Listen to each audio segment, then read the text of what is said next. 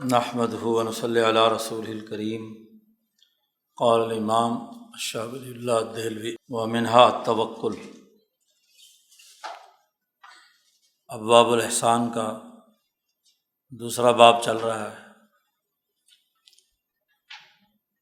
علم الاحسان کے حصول کے لیے 10 اذکار شاہ صاحب بیان کر رہے ہیں، جن میں سے 6 پہلے ہم پڑھ چکے ہیں۔ سبحان اللہ والحمد للہ ولا الہ الا اللہ اللہ اکبر، 4 تو یہ ہے۔ استعاذہ اور ادعیہ 5واں شاہ صاحب نے بیان کیا تھا، اور 6 اللہ کی طرف باقی تمام امور کے حوالے سے دعاؤں کا حصول، اور 7واں یہاں سے بیان کرتے ہیں۔ نبی اکرم صلی اللہ علیہ وسلم نے صفت احسان کے حصول کے لیے جن 10 اذکار کا تذکرہ کیا ہے، منضبط کیے ہیں، ان کا باقاعدہ نظام بیان کیا ہے۔ ان میں سے 7واں اور اہم ترین ایک ذکر، جس کا عنوان شاہ صاحب نے توکل قائم کیا ہے کہ ومنہا التوکل، انسان کا اللہ پر اعتماد پیدا کرنا، توکل کرنا۔ توکل کی تو ایک ظاہری شکل ہے کہ انسان اس بات کا اعلان کرتا ہے کہ اللہ تبارک و تعالیٰ کو اس نے اپنا وکیل بنا لیا، اور اپنا تمام کام، اپنے تمام امور اللہ کے سپرد کر دیے۔ اس کی اصل روح اور حقیقت یہاں شاہ صاحب بیان کرتے ہیں۔ وَالرُّوحُ، توکل کی روح یہ ہے کہ توجہ النفس الی اللہ بوجہ، انسانی نفس اللہ کی طرف کچھ اس طور پر متوجہ ہو کہ اس میں 3 باتیں پائی جائیں۔ نمبر 1 تو یہ کہ الاعتماد علیہ، کہ اللہ پر انسان کامل اور مکمل اعتماد کرے۔ دنیا میں انسان زندگی بسر کرتا ہے، بچپن سے ہی تو کسی نہ کسی پر اعتماد ضرور کرتا ہے، وہ ماں ہو، باپ ہو، اور گھر سے باہر نکلتا ہے تو اپنے کاموں میں استاذ پر، اپنے رہنما پر، یا سوسائٹی کے حکمرانوں پر، لین دین اور معاملات میں کسی دوسرے پر اعتماد کیے بغیر دنیا میں کوئی کام نہیں ہوتا۔ اعتماد نہ ہو تو نہ کاروبار کر سکتا ہے، نہ معاملات کر سکتا ہے، نہ لین دین کر سکتا ہے، کوئی بھی تو کام نہیں کر سکتا۔ اب یہ اعتماد بڑھتے بڑھتے ایک محسن آدمی جو مومن صفت احسان حاصل کرنا چاہتا ہے، تو باقی اعتماد کی تمام بیساکھیوں سے اوپر اٹھ کر ذات باری تعالیٰ پر اعتماد کرے، اللہ پر اعتماد کرے۔ جب اللہ کا توحید کا کلمہ پڑھ لیا تو باقی تمام اعتمادات سے اوپر اٹھ کر اللہ پر اعتماد کرے۔ کیوں؟ ماں ایک وقت تک زندہ ہے، باپ ایک وقت تک زندہ ہے، استاذ، مرشد، رہنما، دکاندار، کاروباری ایک محدود وقت اور ایک محدود لمحے تک ہے، کسی نہ کسی وقت اسے چلے جانا ہے۔ لیکن وہ ذات باری تعالیٰ، جس کو نہ نیند آتی ہے، نہ دن ہے، نہ رات ہے، انسان اعتماد کرتا ہے باقی چیزوں پر تو ایک وقت تک، 24 گھنٹے تو نہ ماں پاس رہتی ہے، نہ باپ پاس رہتا ہے، نہ کوئی رہنما پاس رہتا ہے، نہ کوئی اعتماد والا ہوتا ہے۔ بیوی بھی ہر وقت 24 گھنٹے سر پر مسلط نہیں ہوتی، نہ بچے ہو سکتے ہیں۔ تو جس لمحے انسان اس کو ضرورت پیش آئے اور اعتماد جس پر ہے وہ موجود نہ ہو، تو پھر توکل کا مطلب تو یہ ہے کہ اللہ کی ذات پر پورا پورا بھروسہ اور اعتماد ہو، نمبر ایک۔ انسانی نفس کا اللہ کی طرف متوجہ ہونا، نمبر ایک اس پہلو سے کہ اسے اللہ پر پورا پورا اعتماد ہے، وہ کبھی اسے ضائع نہیں کرے گا، جس نے پیدا کیا ہے۔ نمبر دو، ورؤیت التدبیر منہ، اس اعتماد سے اگلا مرحلہ کہ اس پوری کائنات کا عملاً نظام، تدبیر، سسٹم وہ صرف اور صرف اللہ کی طرف سے قائم ہے۔ اور توکل کا مطلب یہ ہے کہ وہ اس تدبیر اور سسٹم کا گویا کہ مشاہدہ کر رہا ہے۔ آدمی کو جب ماں باپ پر اعتماد ہوتا ہے تو اس کا مشاہدہ کرتا ہے کہ جیسے ہی آدمی ماں کو پکارتا ہے ماں آ جاتی ہے، باپ کو پکارتا ہے وہ آ جاتا ہے۔ کسی مشکل مرحلے میں صحیح اور سچا استاذ مدد کے لیے موجود ہوتا ہے۔ تو ماں باپ ایک سسٹم کے تحت کام کر رہے ہیں، تو اس پوری کائنات میں اللہ کی جو تدبیر اور سسٹم جاری ہے، توکل کا مقام جب کسی محسن کے اندر پیدا ہوتا ہے تو وہ اس عالمگیر تدبیر کا مشاہدہ کر رہا ہوتا ہے، دیکھ رہا ہوتا ہے کہ دنیا کی ہر چیز اس کے حکم پر کام کر رہی ہے۔ وما تسقط من ورقۃ الا یعلمها، اللہ پاک فرماتے ہیں کہ ایک پتا بھی زمین پر گرتا ہے تو اللہ کے علم میں ہوتا ہے اور اللہ کی اجازت سے گرتا ہے۔ تو پوری کائنات کا نظام، اس میں اللہ کی تدبیر کا مشاہدہ کرنا، یہ توکل کا دوسرا پہلو ہے۔ اور ایک اور اہم ترین اس کا پہلو تیسرا یہ ہے کہ وَمُشَاهَدَةِ النَّاسِ مَقْهُورِينَ فِي تَدْبِيرِهِ، انسانوں کو اس نقطۂ نظر سے مشاہدہ کرنا، باقی انسانیت، پوری انسانیت کو، کہ وہ سب کے سب اللہ کے سسٹم کے تابع ہیں، مقہور ہیں، اللہ اس پر قاہر اور غالب ہے۔ کوئی اللہ کے سسٹم کے دائرے سے باہر انسان نہیں ہے، کوئی بھی۔ اور یہ وہ مشاہدہ ہے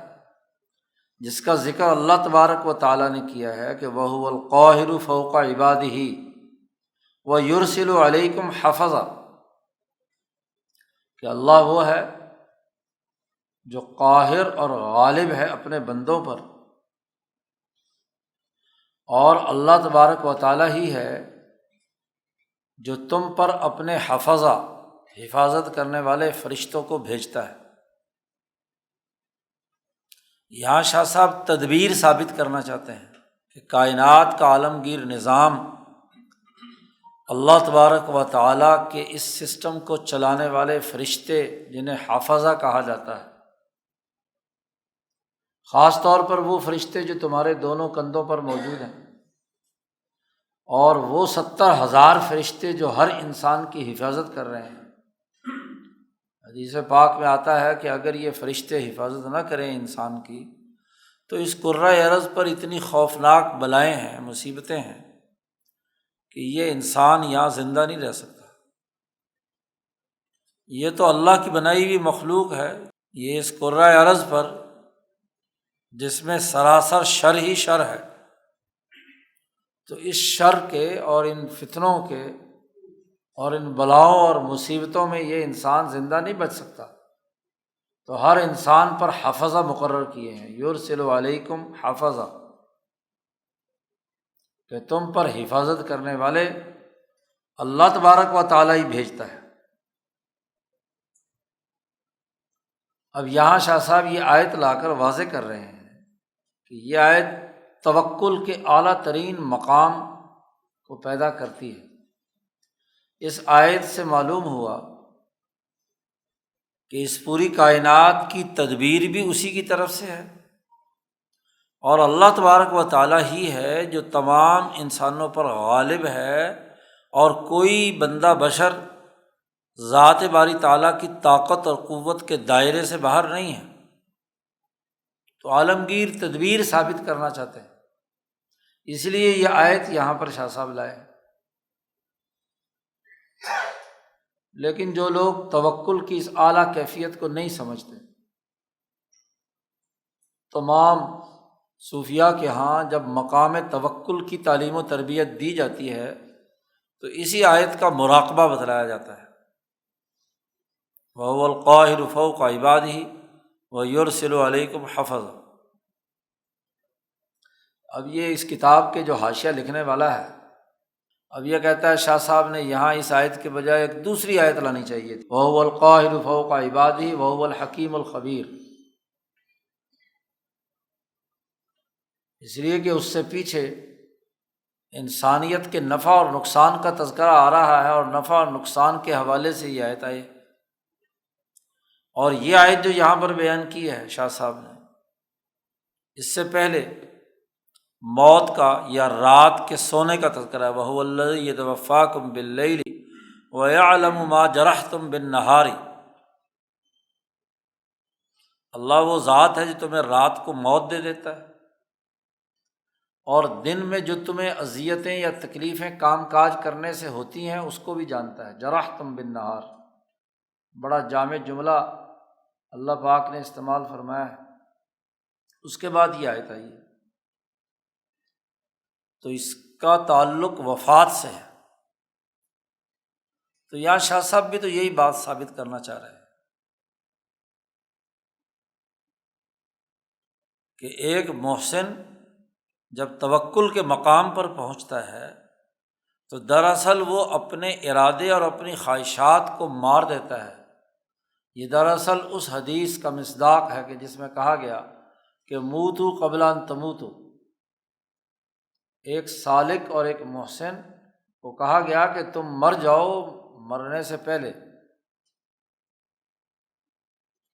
جس کو صوفیہ کی زبان میں موت اختیاری کہا جاتا ہے۔ مردہ تو مرنے کے بعد دنیاوی لذتوں اور خواہشات کو چھوڑتا ہے، لیکن ایک محسن اپنے قصد اور ارادے سے اپنی دنیا کی لذات اور خواہشات کو چھوڑ کر صرف اور صرف اپنے آپ کو اللہ کے سپرد کر دیتا ہے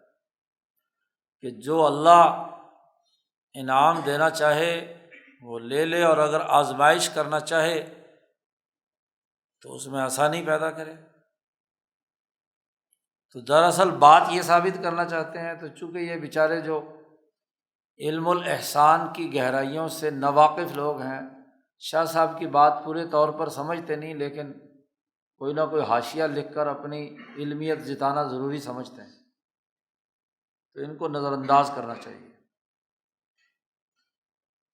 تو ساتویں چیز توکل ہے، اور اس توکل میں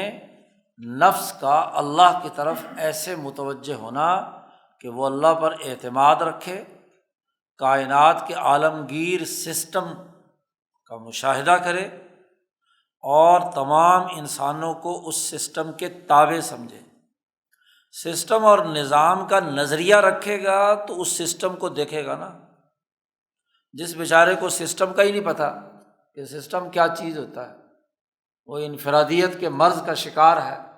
تو اس کو یہ توکل کا مقام حاصل نہیں ہو سکتا، کیونکہ جس کو توکل نہیں ہے، جس کو اس سسٹم سے تعلق نہیں ہے، وہ انفرادی طور پر چیزوں کو دیکھے گا، اور انفرادی طور پر آدمی کبھی بھی اللہ پر کامل اعتماد کا حامل نہیں بن سکتا۔ اس کی نظر افراد کے اوپر کوئی ایسی غیبی بارش کی ہوگی جو بغیر کسی سسٹم کے، بغیر کام کاج کیے مل جائے۔ جب سسٹم پر نظر ہوگی تو سسٹم تو ایک اسباب و مسبب اور علل و معلول کے نظام کے تحت کام کرتا ہے نا۔ تو توکل کرنے والا جب اللہ پر اعتماد کرے گا تو وہ تمام اسباب و علل اختیار کرے گا جو اس کائنات کے عالمگیر نظام کے لیے اللہ نے بنائے ہیں۔ اس کا توکل کھانا پکانے کے لیے آگ جلانے والے عمل سے پیچھے نہیں ہٹے گا کہ جی اللہ پر توکل کر کے بیٹھ جائے اور آگ بھی نہ جلائے، آٹا بھی نہ گوندے، روٹی بھی نہ بنائے کہ جی توکل ہے کہ روٹی کا لقمہ اللہ میاں میرے منہ میں ڈال دے گا۔ جب وہ سسٹم پر اعتماد کر رہا ہے اور سسٹم اللہ نے مقرر کر دیا ہے کہ روٹی منہ تک پہنچنے کا ایک پروسیجر ہے، تو ایک متوکل آدمی اس سسٹم کو فالو کرے گا نا، یہ مطلب ہے توکل، اس سسٹم کے مطابق چلے گا۔ گندم حاصل کرنے کا ایک طریقہ اللہ نے مقرر کیا ہے، تو جب سسٹم کا مشاہدہ کرتا ہے تو گندم کاشت کرے گا نا، تبھی گندم آئے گی۔ یہ تو نہیں ہے کہ کام کاج کچھ نہ کرے، ہاتھ پہ ہاتھ دھر کے بیٹھ جائے اور کہے کہ جی میں توکل کیے بیٹھا۔ اسی لیے ایک آدمی اپنا اونٹ باہر مسجد نبوی کے باہر چھوڑ کر حضور کے پاس آ گیا۔ حضور نے پوچھا اونٹ کہاں ہے؟ انہوں نے کہا اللہ کے توکل پہ چھوڑ دیا جی۔ نبی اکرم صلی اللہ علیہ وسلم نے فرمایا اس کو باندھ کر بھی آیا کہیں کسی کھونٹی سے، اس کا پاؤں باندھا یا کسی قلعے سے اسے باندھا ہے تو تب توکل ہوگا نا۔ تو اس سسٹم کو جو اللہ نے بنایا ہے، اللہ پر توکل کا مطلب یہ ہے کہ اللہ کے اس سسٹم کی پابندی کرنا، یہ ہے توکل۔ ورنہ تو اللہ پاک اپنے نبی کو کہتے بس تمہیں جہاد کرنے کی، لڑائی کرنے کی کیا ضرورت ہے، بس ویسے ہی مکے والوں پہ تمہارا قبضہ ہو جائے گا۔ تو یہ سارے دندان مبارک شہید کرانے، جنگی حکمت عملی بنانے، سیاسی جدوجہد کرنے، ہجرت کرنے، جیسے جیسے تمام کام، ان کی کیا ضرورت تھی؟ اب توکل کا مقام امام الانبیاء حضرت محمد مصطفیٰ صلی اللہ علیہ وسلم سے بڑھ کر کس کا ہو سکتا ہے؟ اور وہ تمام اسباب اختیار کر رہے ہیں۔ تو یہی مطلب ہے یہاں کہ وہ جو کائنات کا عالمگیر نظام جاری ہے، اس تدبیر کا وہ مشاہدہ کرے اور انسانوں کو اس تدبیر کے تابع سمجھے، یہ ہے توکل۔ شاہ صاحب فرماتے ہیں کہ اس توکل کے حصول کے لیے قد سن رسول اللہ صلی اللہ علیہ وسلم فیہ اذکاراً، نبی اکرم صلی اللہ علیہ وسلم نے اس توکل کے حصول کے لیے چند اذکار بیان کیے ہیں، یہ روح توکل حاصل کرنے کے لیے۔ ان میں سب سے اہم ترین وظیفہ لا حول ولا قوۃ الا باللہ العلی العظیم، یہ توکل کے اعلیٰ مقام کو پیدا کرنے کے لیے ہے۔ میرے اندر نہ طاقت ہے نہ قوت ہے، مگر اللہ جو بہت ہی بڑا ہے اور عظیم ہے، اس کی طاقت، اس کے سسٹم کی طاقت مجھے ملے گی تو میں کام کر پاؤں گا۔ تو سسٹم کی طاقت مانگتا ہے نا اللہ کے۔ اس وظیفے کے بارے میں نبی اکرم صلی اللہ علیہ وسلم نے فرمایا کہ انہ کنز من کنوز الجنہ، یہ جنت کے خزانوں میں سے ایک بڑا خزانہ ہے۔ لا حول ولا قوۃ الا باللہ العلی العظیم کا ورد، وذالک، اس لیے کہ یہ وظیفہ انسانی نفس میں ایسی استعداد پیدا کرتا ہے کہ جس سے اللہ کی بہت بلند تر معرفت انسان کو حاصل ہوتی ہے، کیونکہ اس وظیفے کے نتیجے میں انسان اپنے آپ کو اس سسٹم کے حوالے کرتا ہے اور اس سسٹم کے تناظر میں ہی اپنے لیے فائدے کی بات اللہ سے مانگنا چاہتا ہے، سسٹم کو بائی پاس کر کے نہیں، بلکہ اللہ کے سپرد اپنے آپ کو کرتا ہے، وہ اس کا سسٹم کردار ادا کرتا ہے۔ اب ابراہیم علیہ السلام نے یہی کام کیا تو باوجود اس بات کے کہ آگ میں ڈالے جا رہے ہیں، لیکن اللہ پاک کا سسٹم قبض اور بسط اور احالہ اور الہام کی جو 4 کمالات اربع پیچھے ہیں وہ حرکت میں آیا، اور ابراہیم علیہ السلام کو کیا ہے بچا لیا۔ اسی میں ایک وظیفہ یہ بھی نبی اکرم صلی اللہ علیہ وسلم کا ہے، اور یہ بھی ایک غزوہ سے متعلق ایک ٹکڑا یہاں پر شاہ صاحب لائے ہیں، بکا اصول و بکا احول، شاہ صاحب کا معاملہ یہ ہے کہ یہاں شاہ صاحب پوری احادیث نقل نہیں کرتے، وہ سمجھتے ہیں کہ علماء ہیں جنہوں نے حدیث ساری پڑھ لی ہیں، تو اس میں سے ایک ٹکڑا یہاں پر لائے ہیں۔ ایک ترمذی اور ابو داود کی ایک روایت ہے کہ نبی اکرم صلی اللہ علیہ وسلم کے بارے میں آتا ہے کہ جب بھی آپ کسی غزوہ میں شریک ہوتے تھے، کسی جنگ کے موقع پر،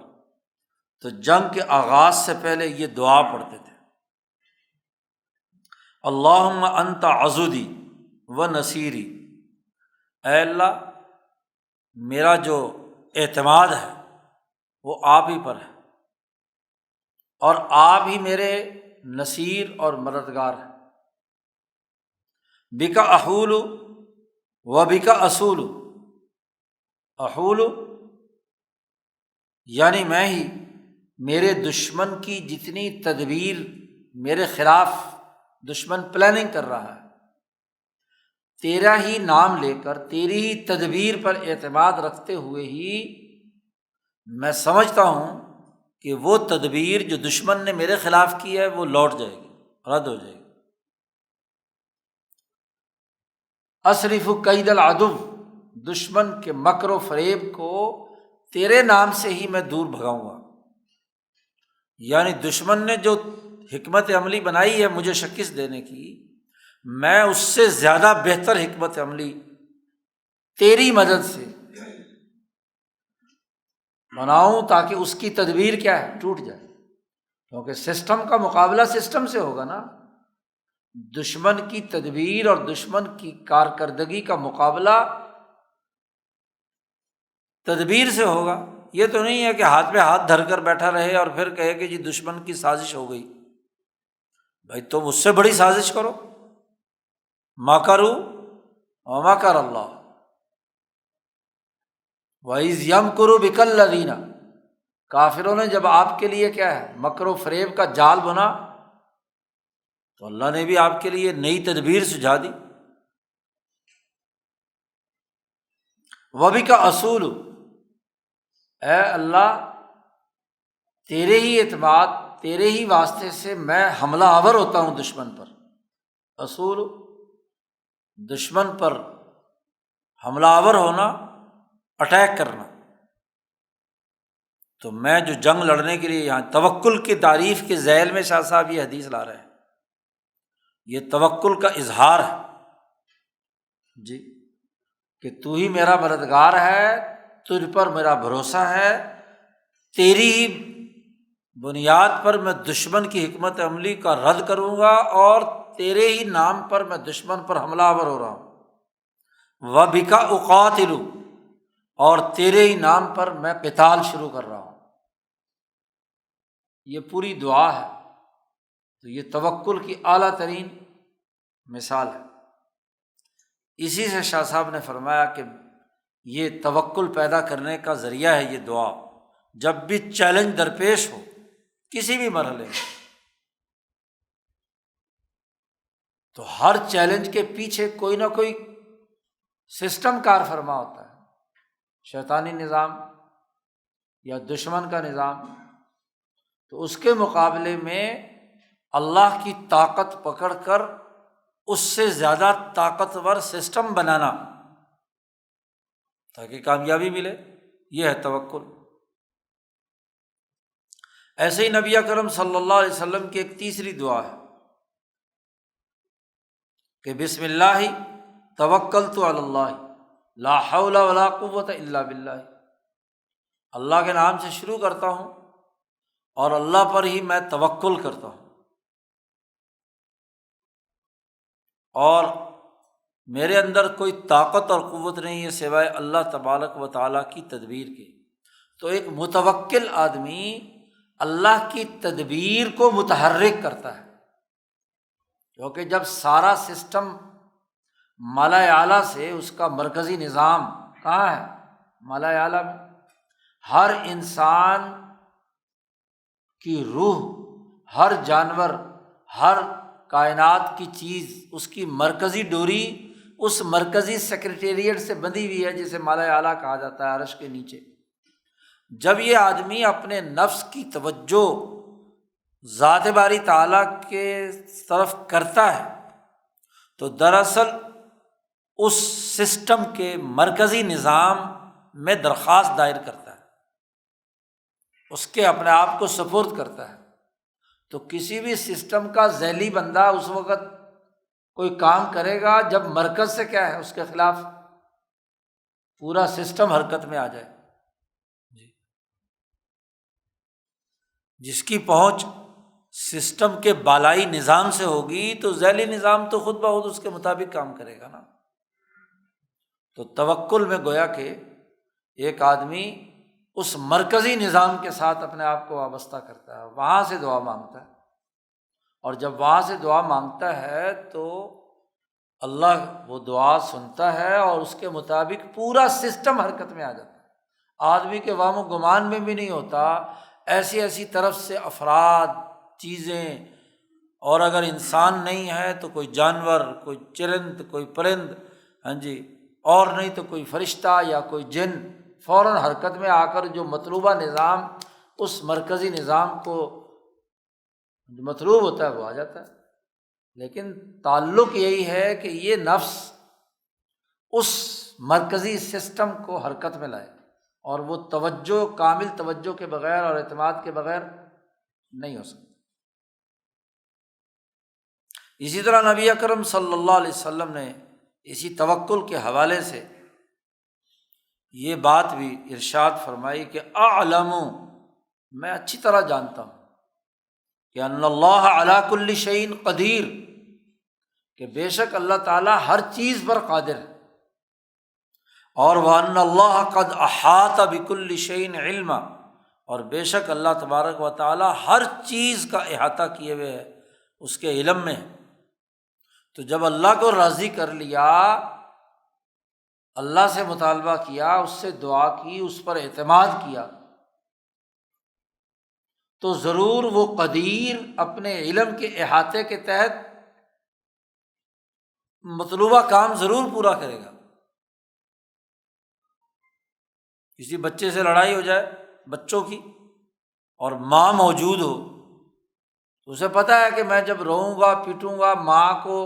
ماں کے جذبے کو ابھاروں گا تو ضرور وہ میری سپورٹ میں آئے گی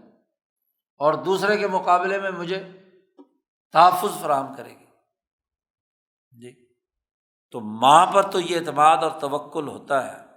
لیکن اللہ پر توکل کی جب بات آتی ہے تو بس آئیں بائیں شائیں۔ اسی لیے صوفیاء کے ہاں سب سے اعلیٰ ترین مقام میں سے مقام توکل، اور اس کے حاصل کرنے کے لیے بڑی محنت اور مشقت کرنی پڑتی ہے۔ تو 7واں ذکر توکل کا ہے۔ 8واں ذکر استغفار، 10 اذکار میں سے 8واں ذکر استغفار۔ پیچھے تھا استعاذہ، پناہ مانگنا بری باتوں سے، شر سے، اور یہاں ہے گناہ ہونے پر استغفار۔ استغفار کسے کہتے ہیں؟ شاہ صاحب نے اس کی بھی تعریف کی، وروحہ ملاحظۃ ذنوبہ التی احاطت بنفسہ۔ نمبر 1، استغفار کی روح یہ ہے کہ انسان اپنے ان گناہوں کو جنہوں نے اس کے نفس اور اس کی روح کا احاطہ کیا ہوا ہے، اس کو ملاحظہ کرے کہ مجھ سے یہ غلطیاں ہوئیں، گناہوں کا استحضار ہو۔ معافی تبھی ہوگی نا، لوگ کہتے ہیں جی غلطیاں معاف کر دو، بھئی غلطی کیا کی آپ نے؟ پہلے آئیے میں تو بتاؤ نا کہ غلطی کیا ہوئی ہے۔ غلطی کا تعین نہیں ہے، معاف کر دو، کس بات کا؟ معاف ہوگی۔ پہلے اپنے اس گناہ کو ملاحظہ کیجیے آپ، تو ملاحظۃ ذنوبہ، اپنے گناہوں کو ملاحظہ کرنا، لحاظ رکھنا کہ یہ گناہ ہوا، یہ ہوا، یہ ہوا، یہ ہوا۔ اور نمبر 2، وَنَفْضُهَا عَنْهَا بِمَدَدٍ رُوحَانِيٍّ وَفَیضٍ مَلَکِيٍّ، اور پھر وہ ایک ایک جو گناہ آپ نے ملاحظہ کیے ہیں ان میں سے ایک ایک کو جھاڑنا، ختم کرنا، اپنے نفس سے دور کرنا، روحانی مدد سے یا فیض ملکی، کسی ملکوتی فیض سے۔ دو ہی راستے ہیں کہ روحانی مدد سے کرے، فرشتوں کی مدد، یا ذات باری تعالیٰ کی طرف سے عالم ملکوت سے نازل ہونے والا اللہ کا کوئی فیض ہو، جس فیض سے بھائی آپ نے کوئی چیز ڈیلیٹ کرنی ہے۔ آج کمپیوٹر میں سمجھنا بڑا آسان ہو گیا،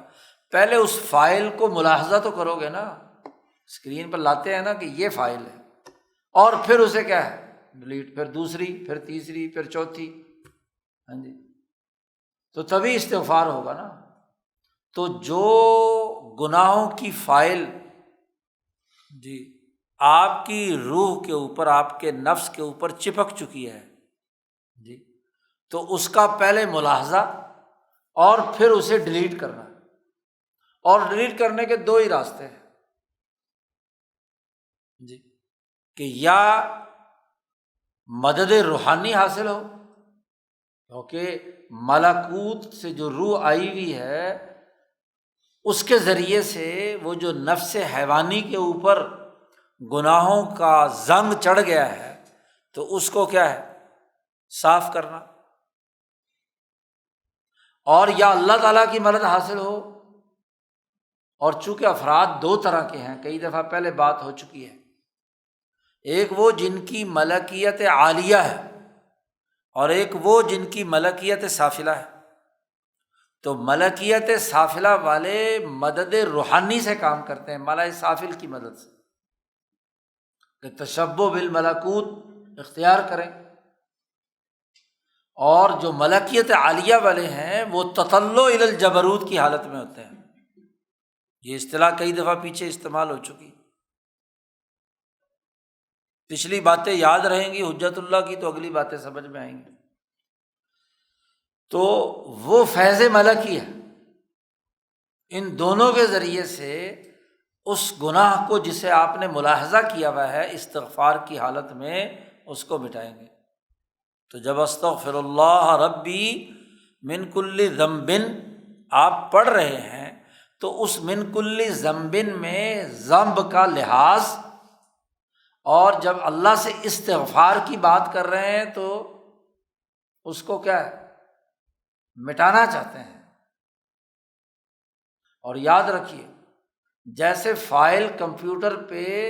ظاہری پیج سے تو مٹ جاتی ہے لیکن اس کے اصل سسٹم سے ڈیلیٹ نہیں ہوتی، یاد رکھو، وہ اسکرین پر تو نہیں آئے گی، لیکن آپ جانتے ہیں کہ کمپیوٹر میں جو چیز ایک دفعہ فیڈ ہو گئی تا وقتے کہ وہ جل کر راکھ نہ ہو جائے، آپ جتنا مرضی ساری فائلیں ڈیلیٹ کر لیں تو جو ایکسپرٹ ہیں دوبارہ پھر اس میں سے ساری فائلیں واپس لے آتے ہیں۔ کہاں سے لاتے ہیں؟ اندر موجود ہوتی ہے نا۔ تو اس صحیفہ عالم پوری کائنات میں انسان نے جو جرم سرزد ہوا ہے وہ اصل ڈیٹا سرور سے آپ ڈیلیٹ نہیں کر سکتے۔ ہاں اپنے نفس کی جو ظاہری تختی آپ کے پاس ہے استغفار سے اس کو کیا ہے یہاں سے ڈیلیٹ کر دیں گے، تبھی تو حساب کتاب ہوگا۔ اگر آپ کو پیچھے جا کر سرور سے بھی ڈیلیٹ کرنے کی اجازت مل جائے تو پھر تو آپ مدعا ہی غائب کر دیں گے، حساب کتاب کس بات کا؟ تو مدعا غائب نہیں ہوگا جی۔ وَلَهُ أَسْبَابٌ، شاہ صاحب کہتے ہیں اس گناہوں کے مٹانے کے اسباب ہیں، اور وہ 3 اسباب آگے بیان کر رہے ہیں شاہ صاحب۔ نمبر 1 منہا، شاہ صاحب کا یہ کمال ہے کہ جب امور سمجھاتے ہیں تو اس کے ذیلی امور کی تقسیم بھی بتلا دیتے ہیں، اس سے بات بڑی واضح اور دو ٹوک اور مربوط انداز میں سمجھ میں آتی ہے۔ سب سے پہلے منہا شمول رحمت اللہ ایاہ، اللہ کی رحمت اس انسان کے شامل حال ہو اور وہ ایک ایسا عمل کرے کہ جس کے ذریعے سے اس کی طرف ملأ اعلیٰ کی دعائیں متوجہ ہو جائیں۔ ایک آدمی جب استغفار کرتا ہے تو دراصل ایک ایسا عمل کرتا ہے کہ جس عمل کے استغفار کے نتیجے میں فرشتوں کی جو ملائے اعلیٰ میں موجود ہیں ان کی دعائیں ادھر متوجہ ہوتی ہیں۔ ایک دوسرا یہ کہ او یکون فیہ ہوا فیہ جارحۃ من جوارح التدبیر الالہی، یا یہ کہ وہ عمل اللہ کے تدبیر الہی کے اعلی کار کاموں میں سے ایک کام ہو، اور ایسا کام ہو کہ فی اظہار نافعۃ للجمہور، وہ جمہور انسانیت کے لیے نفع بخش، نفع پہنچانے والے کاموں کا ظاہر کر رہا ہو۔ یہ عمل کی باتیں کر رہے ہیں، عمل کے تین پہلو بیان کر رہے ہیں کہ ایسا عمل جو ملائے اعلیٰ کی دعاؤں کو متوجہ کرے۔ اس نے ذاتی اور انفرادی طور پر ایسا عمل کیا کہ جس عمل کے نتیجے میں ملائے اعلیٰ کی دعائیں ادھر متوجہ ہو گئیں اس کی طرف، ایک دوسری شکل یہ ہے کہ اس نے استغفار کرتے ہوئے ایسا عمل کیا جو اجتماعی فائدے کا تھا، جمہور کے فائدے کا تھا، انسانیت کی کسی مصیبت کو دور کر دیا۔ نافع للجمہور شاہ صاحب نے کہا ہے، ایسا کوئی کام کیا بڑا طاقتور، انفرادی طور پر جو گناہ ہوا تھا اس گناہ کو وہ بڑا اجتماعی کام جو ہے وہ کیا کر دیتا ہے، مٹا دیتا ہے۔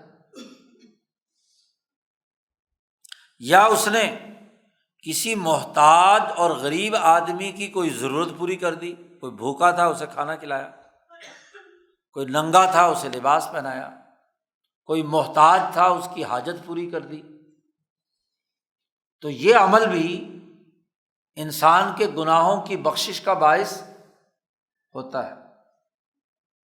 او ما یضاہی ذالک، چوتھی چیز شاہ صاحب فرماتے ہیں، یا اسی کے مشابہ کوئی ایسا کام کر لیا جو انسان کو کیا ہے، گناہوں کو مٹانے کا ذریعہ بن گیا، تو ایسے عمل کی توفیق ہو گئی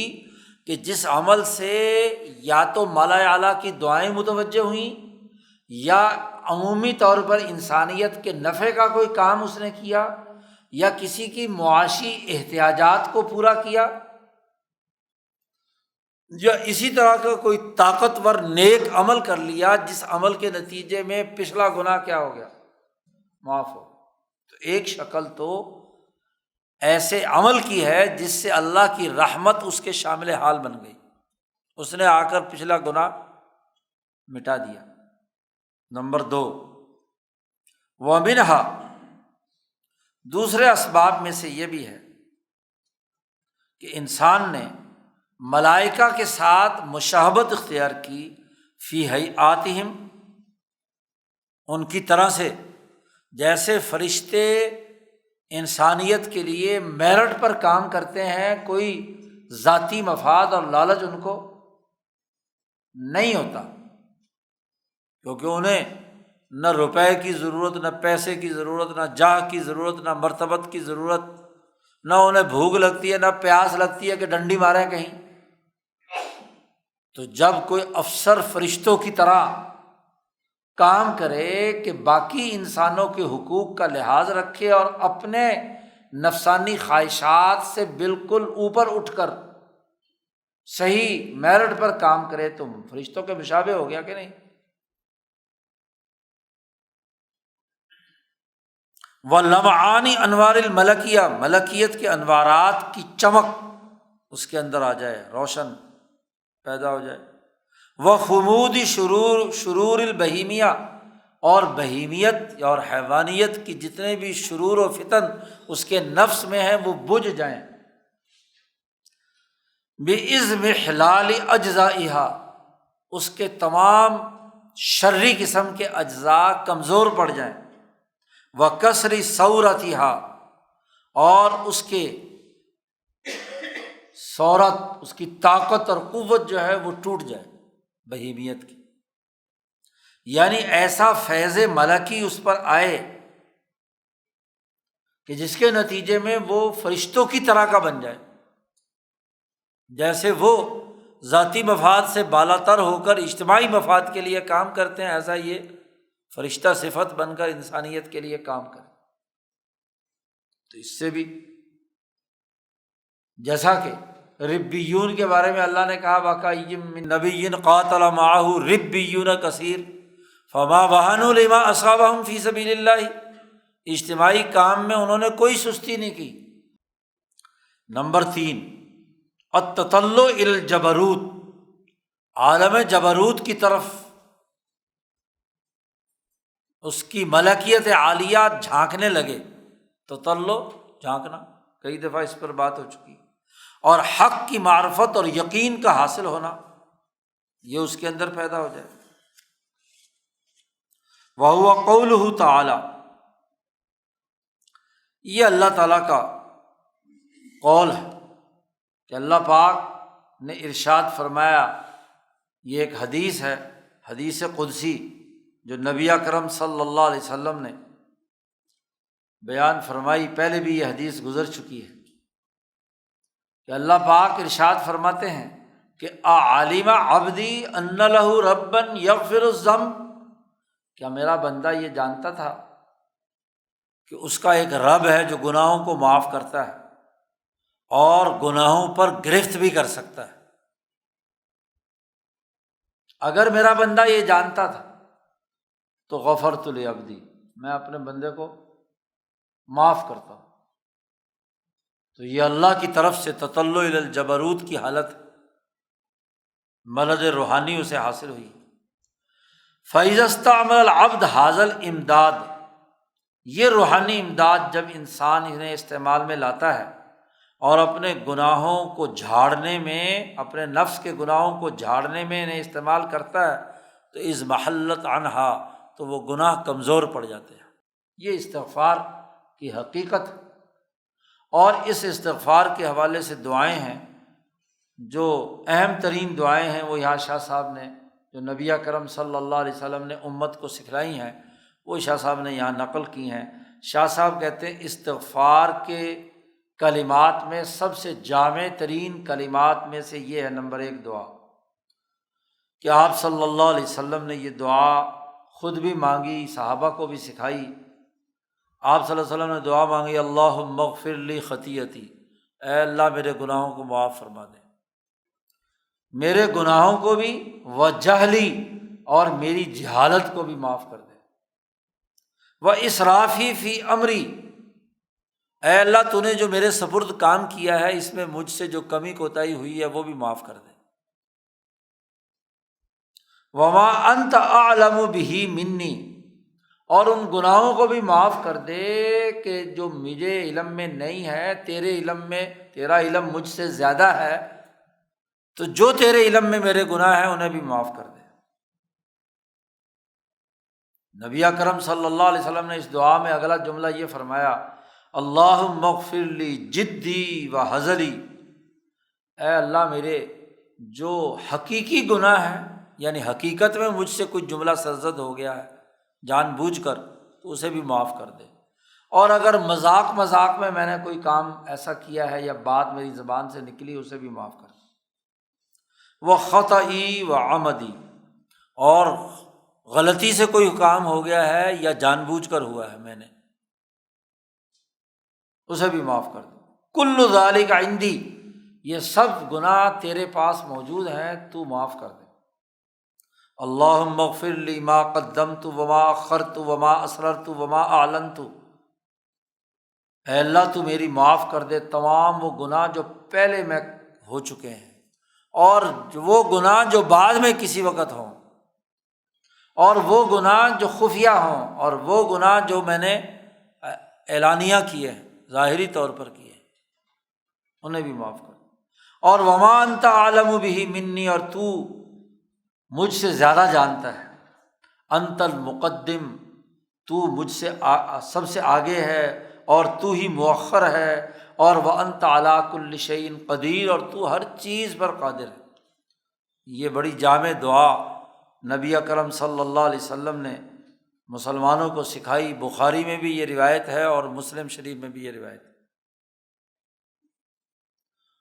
اور دوسری جامع ترین دعا وہ ہے جس کو اصطلاح میں سید الاستغفار کہا جاتا ہے، کہ تمام استغفار کا سردار ہے یہ دعا اگلی۔ نبی اکرم صلی اللہ علیہ وسلم نے یہ دعا بھی سکھلائی، بخاری شریف میں یہ روایت موجود ہے، اللہم انت ربی لا الہ الا انت خلقتنی وانا عبدک۔ اے اللہ تو میرا رب ہے، تیرے علاوہ کوئی خدا نہیں، تو نے مجھے پیدا کیا ہے اور میں تیرا بندہ ہوں۔ وانا علی عہدک ووعدک ما استطعت، اور میں تیرے عہد اور تیرے وعدے پر ہوں، جتنی میری اندر طاقت تھی میں نے مجھ سے جو عہد اور میری وعدہ تھا میں پورا کر رہا ہوں۔ اعوذ بک من شر ما صنعت، میں تیری پناہ میں آتا ہوں کہ جو میں نے کام کیے ہیں اس کا اگر کوئی شر ہے تو اس شر کو تو معاف فرما، میں تیری پناہ میں آتا ہوں، بچنا چاہتا ہوں۔ ابو لک بنعمتک علی، میں تیرا اعتراف کرتا ہوں کہ تیری نعمت ہی ہیں مجھ پر۔ وابو بذنبی، میں اپنے گناہوں کا بھی اعتراف کرتا ہوں۔ فاغفر لی، تو مجھے معاف کر دے۔ فإنہ لا یغفر الذنوب الا انت، کہ میرے گناہوں کو معاف کرنے والا تیرے علاوہ اور کوئی نہیں ہے۔ نبی اکرم صلی اللہ علیہ وسلم جن کے اگلے پچھلے گناہ معاف ہیں وہ یہ دعا پڑھ رہے ہیں اور امت کو سکھا رہے ہیں کہ لوگ یہ استغفار کی دعا پڑھیں۔ اس استغفار سے متعلق ایک اہم ترین روایت وہ ہے جس میں نبی اکرم صلی اللہ علیہ وسلم نے یہ ارشاد فرمایا، مسلم شریف کی یہ روایت، نبی اکرم صلی اللہ علیہ وسلم نے فرمایا انہ لیغان علی قلبی، بے شک میرے دل پر غین، زنگ یا پردہ یا حجاب آ جاتا ہے، اور اسے دور کرنے کے لیے نبی اکرم صلی اللہ علیہ وسلم فرماتے ہیں کہ وَإِنِّي لَأَسْتَغْفِرُ اللَّهَ تَعَالَى فِي الْيَوْمِ 100 مرہ، میں روزانہ 100 مرتبہ استغفار کرتا ہوں۔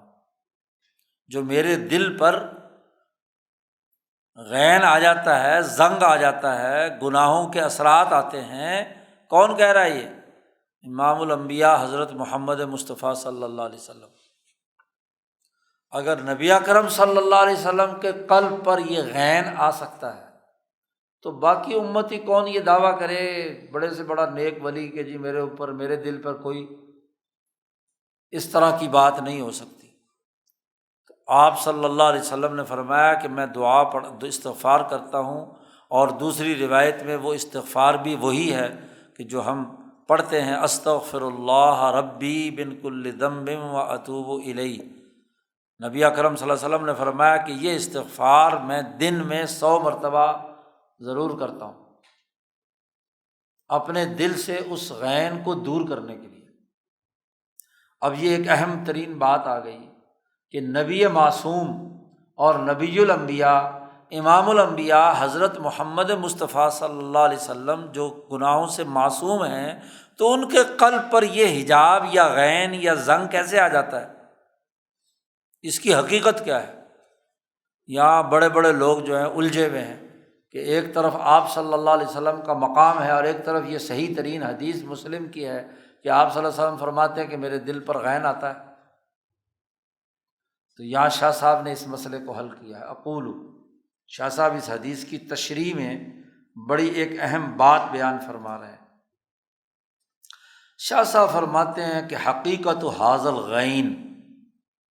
یہ جو غین ہے، یہ جو زنگ ہے یا حجاب ہے یا پردہ ہے جو آپ صلی اللہ علیہ وسلم کے قلب پر آتا ہے، اس کی حقیقت سمجھو، اور یہ اجتماعیت کی اہمیت جو آدمی نہیں سمجھتا وہ اس حقیقت کو بھی نہیں سمجھ سکتا۔ جو انفرادیت کے پیچھے لٹ لیے پھرتے ہیں وہ بیچارے اسی میں الجھاؤ میں رہتے ہیں کہ یہ آپ صلی اللہ علیہ وسلم نے یہ کیا بات بیان فرما دی۔ جو اجتماعی کاموں کی اہمیت سمجھتے ہیں وہ ضرور شاہ صاحب کی اس بات کو سمجھ پائیں گے۔ شاہ صاحب فرماتے ہیں کہ نبی اکرم صلی اللہ علیہ وسلم اللہ کی طرف سے مامور تھے، اللہ نے ان کو حکم دیا تھا کہ آپ اپنے آپ کو عام مسلمانوں کے ساتھ صبر و استقامت کے ساتھ رہیں۔ اللہ پاک نے فرمایا ہے کہ وَاصْبِرْ نَفْسَكَ مَعَ الَّذِينَ يَدْعُونَ رَبَّهُمْ بِالْغَدَاةِ وَالْعَشِيِّ، کہ آپ اپنے آپ کو جمائے رکھیے ان لوگوں کے ساتھ جو اللہ کو پکارتے ہیں صبح اور شام۔ کیا ہوا؟ غریب ہیں بیچارے، سورۃ الکہف کی یہ آیات ہے۔ تو آپ ثابت قدم رہیں، عوام کے اندر گھل مل کر رہیں، اپنے مسلمانوں اپنی جماعت کے اندر۔ تو جس آدمی کا عوامی مزاج ہوگا اور اپنے مخلوق خدا میں وہ اللہ کے حکم کو غالب کرنے کی نیت سے کام کرے گا تو ظاہر ہے انہیں میں اٹھنا بیٹھے گا نا۔ اور عام آدمی اگر جاہل بھی ہو یا کمزور بھی ہو تو اس کی تو کافی ساری غلطیاں ہوتی ہیں، غلطیوں کی اصلاح کے لیے تو نبی اور استاد ان میں بیٹھتا ہے، تو ان کی حماقتیں اور ان کے گناہوں کے اثرات تو پڑیں گے نا۔ تو شاہ صاحب فرماتے ہیں فی حیۃ امتزاجیۃ بین الملکیہ والبہیمیہ، یہ جب حالت جب عام مسلمانوں کے ساتھ رہنے کی حضور صلی اللہ علیہ وسلم کی ہے تو یہ حالت وہ ہوتی ہے جو ملکیت اور بہیمیت کے امتزاج سے پیدا ہوتی ہے، کیونکہ جب انسانوں میں رہنا ہے تو ان کی بہیمی عادتیں دیکھیں گے، وہ کوئی غلطی کریں گے تو اس غلطی کو حضور صلی اللہ علیہ وسلم سمجھ کر اس کا علاج کریں گے نا۔ مریض کا مشاہدہ ڈاکٹر براہ راست کر رہا ہو جی تو اس کو اس کی علامتوں اور کیفیات سے مرض کا پتہ چلے گا اور اس کا وہ علاج کر پائے گا۔ اور اگر وہ اس کے سامنے اس کی کیفیت نہیں ہے تو محض اندازے سے بات کرے گا۔ یہ اگلی بات شاہ صاحب نے کہی لِيَكُونَ قُدْوَةً لِلنَّاسِ فِي مَا يَسُنُّ لَهُمْ عَلَى وَجْهِ الذَّوْقِ وَالْوِجْدَانِ، کسی مریض میں خاص طور پر روحانی امراض میں مبتلا لوگوں میں انسان رہے گا تو ان کی غلط عادتیں، ان کے جو خرابیاں ہیں وہ سامنے آئیں گی اور اس کا علاج کرے گا۔ اور جب وہ خرابیاں سامنے آئیں گی تو ان کا کوئی اثر بھی تو پڑنا ہے نا۔ مریضوں میں رہے گا تو مرض کے اثرات تو آتے ہیں نا۔ جاہلوں میں رہے گا، اجڑ لوگوں میں انسان رہے تو اجڑ اور جاہل جس زبان میں بات کر رہے ہوتے ہیں تو اس کے اثرات تو آدمی پر پڑتے ہیں جی۔ وہ جو مولانا الیاس صاحب رحمۃ اللہ علیہ نے فرمایا کہ جب میں گشت پر نکلتا ہوں تو لوگوں کے گناہوں کے اثرات میرے دل پر پڑتے ہیں، تو ان کو جھاڑنے کے لیے میں رائے پور جا کر ایک چلہ لگا کر آتا ہوں جی۔ تو لوگوں کے اثرات جب آپ لوگوں میں گھلے ملیں گے تو لوگوں کے اثرات تو آئیں گے، کیونکہ جو کائنات کا عالمگیر نظام ہے کہ صحبت کے اثرات ہوتے ہیں۔ کمزور لوگوں کی صحبت میں رہیں گے تو کمزوری کے اثرات آئیں گے، مریضوں میں رہیں گے تو مریضوں کے اثرات آئیں گے، جاہلوں میں رہیں گے تو جہالت کے اثرات آئیں گے۔ حکیم اجمل خان گھر سے نکلے، بلی ماران میں دلی میں ان کا مکان تھا، تو مطب سامنے بلی ماران کی مین سڑک پر ان کا مطب ہے، تو پیچھے اپنے گھر سے نکلے تو ایک پاگل ان کے پاس آ کر سلام کرتا ہے اور ان کو دیکھ کر ہنستا ہے۔ تو حکیم اجمل خان واپس گئے گھر، اور گھر جا کے خمیرہ گوزبان کھا کر آئے۔ کہنے لگے کہ لگتا یہ ہے کہ اس نے مجھے اپنی طرح کا دیوانہ سمجھا، میرے دماغ میں بھی لگتا کوئی خلل ہے، اثر آ گیا، اس لیے طاقت کی چیز کھا کر آئے کہ دماغ اپنی جگہ پہ قائم رہے۔ حضرت قصہ سنایا کرتے تھے۔ تو صحبت صالح ترا صالح کنت، صحبت طالح ترا طالح کنت۔ تو عام مسلمانوں میں جب نبی اکرم صلی اللہ علیہ وسلم رہ رہے ہیں، اور رہنا اس لیے لازمی قرار دیا کہ مریضوں کے مرض کا آپ کو اپنے ذوق اور وجدان سے اس کا پتہ چل جائے۔ ذوق کسے کہتے ہیں؟ پہلے ایک تعریف گزری ہے، شاہ صاحب نے تفہیمات الہیہ میں ذوق کی تعریف کی ہے کہ انسان کی قوت دراکہ اور جس انسان کی جو حاجت اور ضرورت ہے ان کے درمیان جو لنک ہے وہ انسان سمجھ جائے کہ کس انسان میں کیا حاجت ہے اور اس حاجت کا جواب کیا ہے، اس ضرورت کو کیسے پورا کیا جائے۔ اس کا تعلق ذوق سے اور اس کا تعلق وجدان سے ہے۔ وجدان اس چیز کو کہتے ہیں کہ جو انسان کے اندر محسوس ہوتی ہے، حقیقت ہوتی ہے، گو اس کے لیے ظاہری دلائل اور شواہد نہیں ہوتے۔ مثلا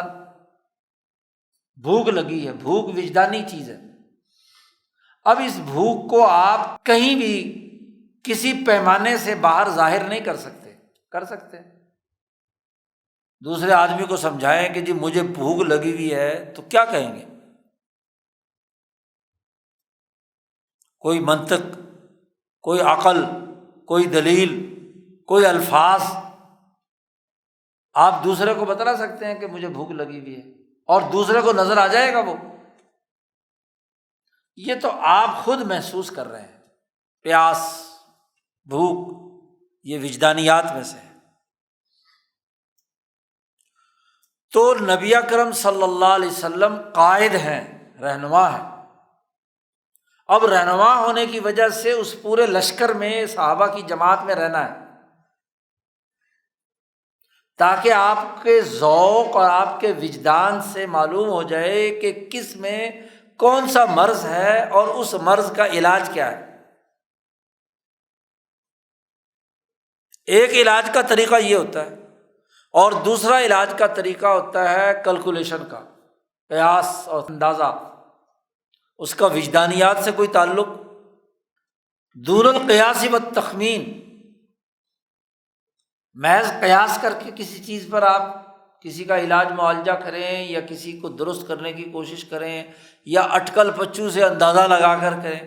تو اندازہ صحیح بھی ہو سکتا ہے، غلط بھی ہو سکتا ہے۔ قیاس صحیح بھی ہو سکتا ہے اور غلط بھی ہو سکتا ہے۔ قیاس تو صرف کیلکولیشن ہوتی ہے اور کیلکولیشن غلط ہوتی ہے۔ آج کا سب سے بڑا مرض یہ ہے کہ سارے کام کیلکولیشن پر ہے۔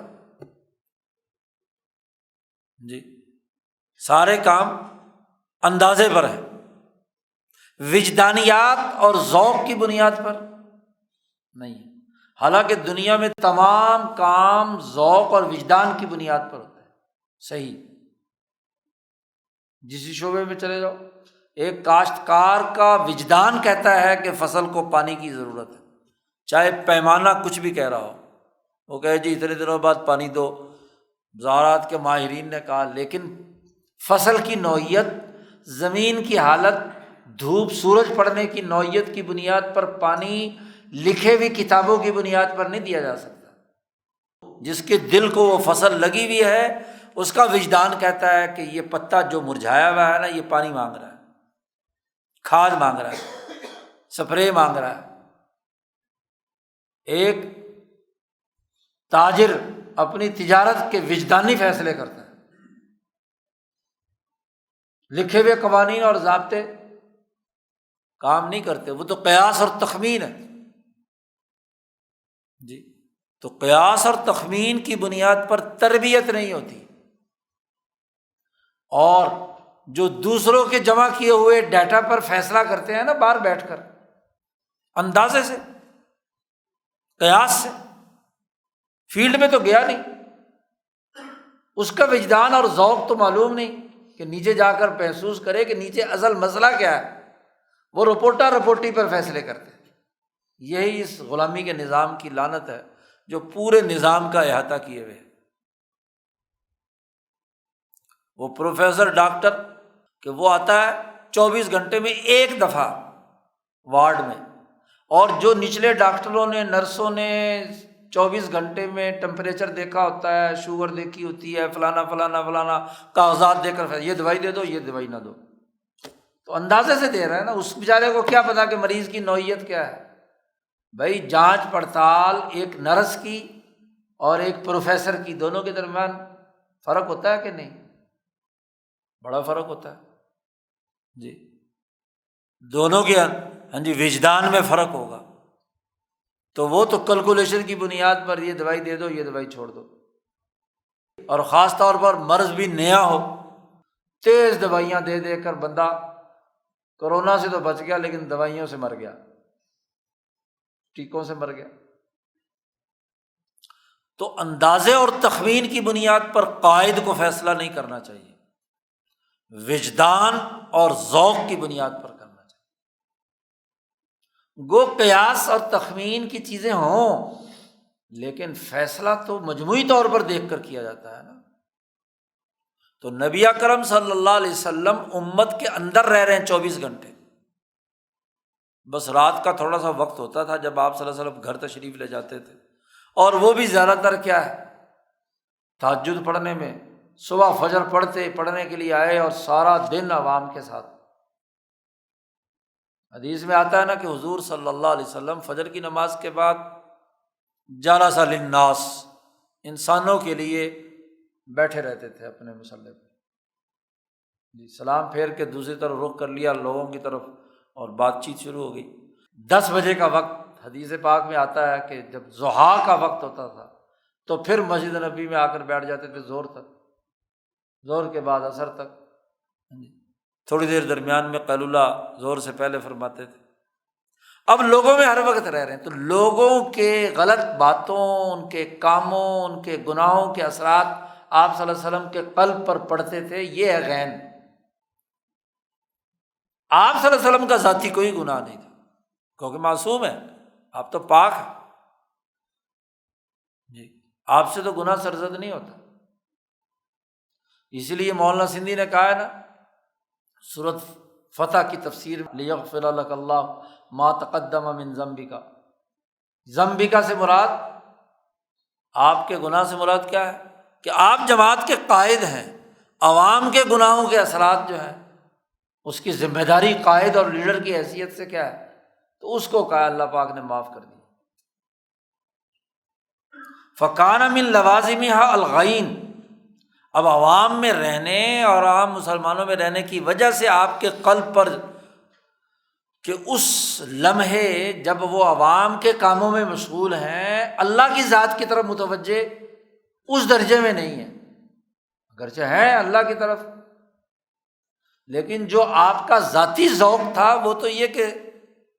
ہمہ وقت اللہ کی عبادت میں مشغول رہیں، لیکن لوگوں کی طرف متوجہ ہونے کی وجہ سے جو آپ کے قلب پر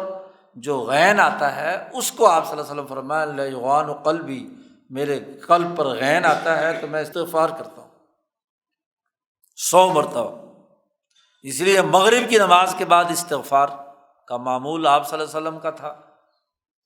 سونے سے پہلے جو ہے وہ جو اثرات ہیں دن بھر کے وہ دور کر دیے جائیں جو عوام کے ساتھ ملنے جلنے کی وجہ سے ہوتے ہیں۔ تو استغفار 8واں اہم ترین ذکر ہے جو نبی اکرم صلی اللہ علیہ وسلم نے منضبط کر کے امت کو سکھایا۔ نمبر 9، 9واں ذکر التبرک باسم اللہ، اللہ کے اسماء میں سے کسی اسم کے ساتھ برکت حاصل کرنا، تبرک حاصل کرنا۔ ومنها التبرک باسم اللہ تعالی، اور اس کا ایک راز ہے اللہ کے اسماء الہیہ میں سے، اسماء میں سے کسی اسم کے ساتھ تبرک حاصل کرنا، برکت حاصل کرنا۔ اس کا راز یہ ہے کہ حق تبارک و تعالیٰ کی ہر لمحے تجلیات پوری کائنات میں جاری ہے ساری، یہی نہیں ومن تجلی، اللہ کی تجلیات اور تجلیات میں ایک اہم ترین تجلی وہ ہے جو فی النشأۃ الحرفیۃ تھی الاسماء الالہیہ، انسانوں کی زبان سے حروف صادر ہوتے ہیں تو حروف کا اپنا ایک نظام ہے پوری کائنات، آ با تا سا سے لے کر سارے حروف تہجی ہر حرف اللہ کی ایک تجلی الہی ہے، اور ان حرفوں سے مل کر اسم بنے ہیں۔ اللہ سے لے کر 99 نام اسماء الحسنہ جنہیں کہا جاتا ہے، اسماء الہیہ، تو ان اسماء الہیہ پر بھی ان حروف کے جمع ہونے سے ایک خاص قسم کی تجلی اللہ کی طرف سے نازل ہو رہی ہے۔ النازلۃ علی السنۃ تراجمہ، وہ اسماء الہیہ جو اللہ کے علوم کی ترجمانی دنیا میں کرنے والی زبانیں ہیں، ان پر آیا وہ اسماء الہیہ۔ مثلاً قرآن میں آئے یا انبیاء علیہم السلام کی قلب اطہر پر، ان کی زبان مبارک پر آئے، تو اللہ تبارک و تعالیٰ کے 99 نام جو ہیں وہ اسماء الحسنہ ہیں، جو قرآن حکیم میں بھی استعمال ہوئے ہیں اور نبی اکرم صلی اللہ علیہ وسلم نے بھی سکھائے ہیں۔ اور وہ نام جو اسماء الہیہ ہیں وہ متداولۃ فی الملأ الاعلیٰ، وہ ملأ اعلیٰ کے اندر زیر گردش ہے، وہ 99 اسماء ہی ہیں عرش الہی کے نیچے، وہ اس پوری کائنات کا سسٹم ان اسماء الہیہ کے ذریعے سے چل رہا ہے۔ امام شاہ ولی اللہ فرماتے ہیں کہ اسماء الہیہ ہی ہیں جو اس پوری کائنات کا نظام چلا رہے ہیں، جو اللہ کی تجلی رحمانی کے ماتحت، الرحمن کے ماتحت۔ اللہ تو ذات، الرحمن سب سے بڑی وہ تجلی اور اسم الہی ہے جس کے تحت باقی تمام اسماء۔ اب یہ ایک مستقل علم ہے۔ شاہ صاحب نے الفوز الکبیر میں کہا ہے کہ اللہ پاک نے مجھے جو وہبی طور پر علوم عطا فرمائے ہیں، ان میں ایک علم تعویل الاحادیث ہے، حروف مقطعات کا علم ہے، ترجمۃ القرآن ہے، علوم پنجگانہ ہے، اور ایک علم اسماء الحسنہ ہے۔ یہ بڑا وسیع ترین علم ہے کہ اس پورے کائنات کے سسٹم اللہ کے ان 99 ناموں کے تابع چل رہے ہیں۔ اور اگر یہاں نشأت حرفیہ اور اسماء الہیہ پر اگر بحث کریں تو بڑی لمبی بحث ہے، علمی بحث ہے، یہاں صرف اتنا ہی سمجھ لو بس، چونکہ اس کی پوری تفصیلی بحث شاہ صاحب نے اپنی کتاب الخیر الکثیر میں بیان کی ہے، اور وہ الخیر الکثیر کے بارے میں شاہ صاحب نے کہا ہے کہ عقل مندوں کے لیے لکھی ہے، جو عقل مند ہو، جو سمجھ سکتا ہو، وہ پڑھے میری کتاب کو، ورنہ ہاتھ نہ لگائے۔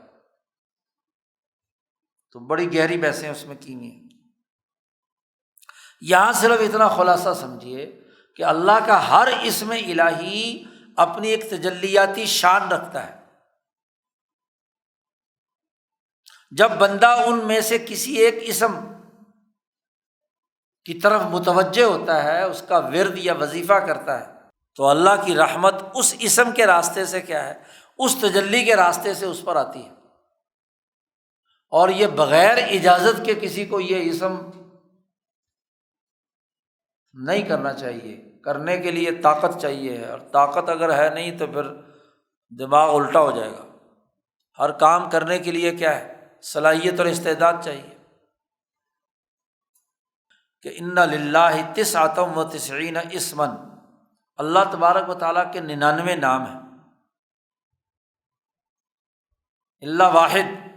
ایک نہیں، ایک کم 100۔ من احصاها، جس نے 99 ناموں کو پڑھا، دخل الجنہ، یاد کر لیے اور ان کی تسبیح پڑھی تو جنت میں داخل ہو جائے گا۔ اقول، شاہ صاحب فرماتے ہیں کہ اس فضیلت کے بنیادی اسباب یہ ہیں کہ یہ 99 نام ایک مکمل بہترین نصاب ہے جو اللہ تبارک و تعالیٰ کی معرفت کے حصول کا ذریعہ بنتا ہے، اور اللہ کی ذات باری تعالیٰ سے جتنی منفی چیزیں ہیں ان کو سلب کرنے کا مکمل نصاب ہے۔ اور اس ناموں کی برکت بھی ہے، اور یہ حضرت القدس میں اپنا ایک مقام رکھتے ہیں، اور ان تمام اسماء الہیہ کی ایک صورت شکل ہے، جتنے 99 نام ہیں۔ جب کسی بندے کے نامہ اعمال میں یہ 99 اسماء الہیہ کی صورتیں پڑھنے کی وجہ سے لکھ لی جاتی ہیں تو پھر اللہ کی رحمت عظیمہ پھیلتی ہے۔ تو اس لیے اجمالاً تمام ناموں کو پڑھ کر تبرک حاصل کرنا یہ فائدہ دیتا ہے۔ کسی خاص اسم کو خاص کسی وظیفے کے نام پر کرنا تو وہ تو اس کے بغیر نہیں ہو سکتا کہ آدمی کسی کی نگرانی میں کرے تو ٹھیک ہے۔ باقی جب اسم کی بات آ گئی ہے تو پھر ایک بڑا مسئلہ جو بہت زیادہ مشہور ہے لوگوں میں، اسم اعظم کا ہے کہ جی جس نے اسم اعظم پڑھا وہ سارے کام اس کے ہو گئے، تو لوگ اسم اعظم کی تلاش میں رہتے ہیں۔ تو شاہ صاحب نے وہ مسئلہ بھی حل کیا ہے آگے۔ وَاعْلَمْ، جاننا چاہیے کہ وہ اسم اعظم کہ جب اس کو پڑھ کر اللہ سے کوئی سوال کیا جاتا ہے تو اللہ ضرور عطا کرتا ہے، اور جب دعا کی جاتی ہے تو اللہ ضرور قبول کرتا ہے۔ وہ کون سا اسم ہے؟ اسم اعظم کیا ہے؟ تو شاہ صاحب نے پہلے تو اسم اعظم کی تعریف کی ہے، اور پھر اسم اعظم کے جتنے مصداقات ہیں اسماء اعظم وہ بیان کیے ہیں۔ اسم اعظم وہ ہے الذی یدل علی اجمع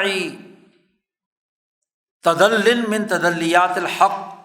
اللہ تبارک و تعالیٰ کی جتنی تجلیات اس کائنات میں جاری ہیں ان تمام تجلیات کو جو اسم جامع ہو، ساری تجلیات کو ایک جگہ جمع کر رہا ہو، اس کو اسم اعظم کہتے ہیں۔ اور وہ اسم اعظم ہے کہ جس کا ملائے اعلیٰ کے فرشتے بار بار مذاکرہ اور ان کے زیر گردش ہے بہت زیادہ۔ نمبر 3، ہر زمانے کے جو اللہ تبارک و تعالیٰ کی باتوں کی ترجمانی کرنے والے انبیاء اور اولیاء ہیں وہ ان ناموں کو پڑھتے ہوں تو وہ اسم اعظم ہے۔ 3 چیزیں ہو گئی۔ جامع ترین تمام تجلیات کا جو جامع اسم ہے وہ اسم اعظم ہے، وہ جو ملائے اعلیٰ کے ہاں زیر گردش ہے، وہ جو انبیاء اور اولیاء کے ہاں زیر گردش ہے۔ وقد ذکرنا، ہم پہلے یہ بات بیان کر چکے ہیں پیچھے جی ابواب الصلاۃ میں 12ویں باب میں، کیا کہ مثلاً ایک آدمی مثال دی تھی ماشاء صاحب نے، مثلاً زید جو ہے وہ شاعر بھی ہے اور کاتب بھی ہے، تو اس کی شاعری کی بھی ایک خاص شکل اور صورت ہے، اور اس کی کتابت کی بھی ایک خاص شکل و صورت ہے۔ اس کے اندر گویا کہ 2 صورتیں ہیں کہ وہ ایک وقت میں شاعر ہے، جب وہ غزل دہرا رہا ہوتا ہے تو اس کے شاعرانہ جوہر اور شاعرانہ شکل و صورت سامنے آتی ہے، اور جب وہ کسی جگہ پہ کاتب اور منشی بن کر حساب کتاب کر رہا ہوتا ہے تو وہاں آڈٹ کر رہا ہوتا ہے یا حساب کتاب کر رہا ہوتا ہے تو وہاں اس کی خاص صورت۔ تو ایسے ہی ذات باری تعالیٰ کی بہت ساری تجلیات اور تدلیات ہیں فی موطن من المثال، عالم مثال کے مقام میں۔ تو جو اسم ان تمام تدلیات کو جمع کیے ہوئے ایک جگہ پر وہ اسم اعظم کہلاتا ہے۔ بڑی سادہ سی بات۔ اور یہ جو تعریف اسم اعظم کی ہے یہ درج ذیل اسماء پر پوری اترتی ہے، یہ اترتی ہے اس پر جو نبی اکرم صلی اللہ علیہ وسلم نے اسم اعظم کے طور پر فرمایا کہ انت اللہ، خود لفظ اللہ جو ہے یہ اسم اعظم ہے، ساری تجلیات اس کے اندر شامل ہے۔ لا الہ الا انت الاحد الصمد الذی لم یلد ولم یولد ولم یکن لہ کفوا احد، نبی اکرم صلی اللہ علیہ وسلم نے فرمایا یہ اسم اعظم ہے۔ جو اس کو پوری توجہ سے پڑھے گا تو اسے جو سوال کرے گا اسے ملے گا۔ ایسے نبی اکرم صلی اللہ علیہ وسلم نے فرمایا کہ اسم اعظم اس پر بھی اطلاق ہوتا ہے کہ لک الحمد لا الہ الا انت الحنان المنان بدیع السماوات والارض یا ذا الجلال والاکرام یا حی یا قیوم۔ یہ تمام اسماء الہیہ ایسے ہیں جو بہت ساری تجلیات کو شامل ہیں، تو یہ بھی اسم اعظم۔ یا اسی طریقے سے ایسے اسماء جو اسی کے مشابہت، اسی کے ساتھ تعلق رکھتے ہیں، جیسے قرآن حکیم کے بارے میں نبی اکرم صلی اللہ علیہ وسلم نے فرمایا کہ یہ اسم اعظم ہے، یہ آیت کہ الہکم الہ واحد لا الہ الا هو الرحمن الرحیم،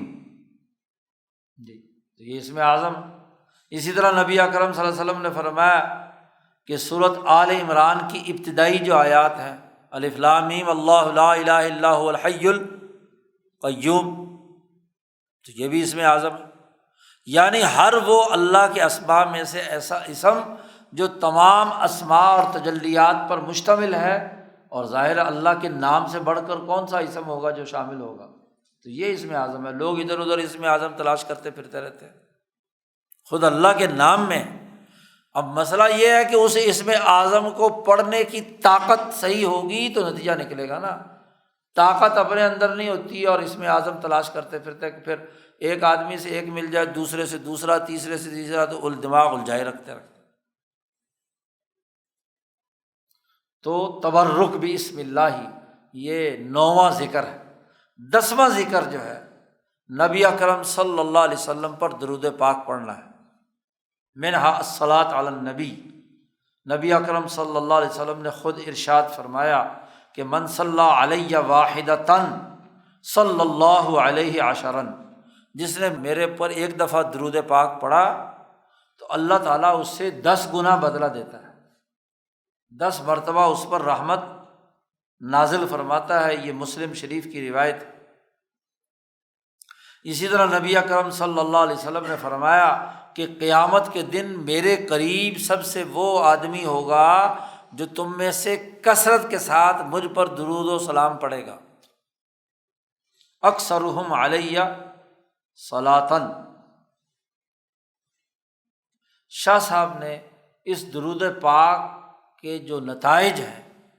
اس کے اسرار و رموز بیان کرتے ہوئے فرمایا، اقول، ان 2 حدیثوں کی تشریح آگے شاہ صاحب بیان کر رہے ہیں۔ بڑی اہم بات ہے،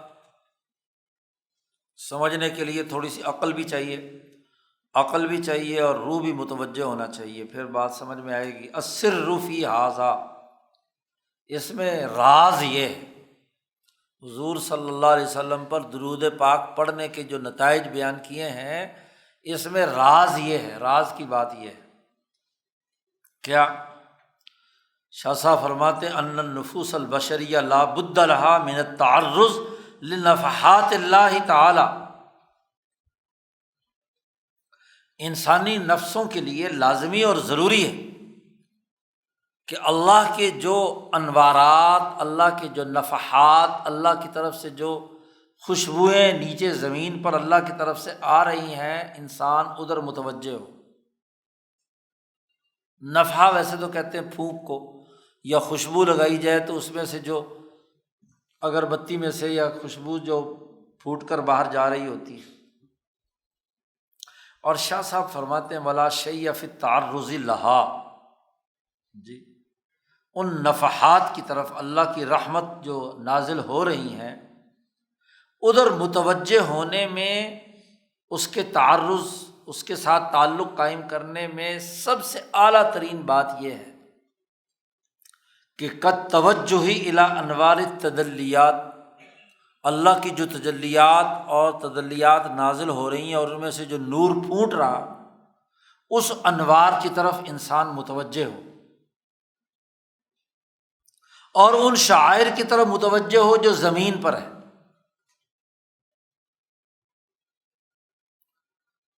جو تجلیات عرش الہی سے نیچے اتر رہی ہیں ادھر متوجہ ہو،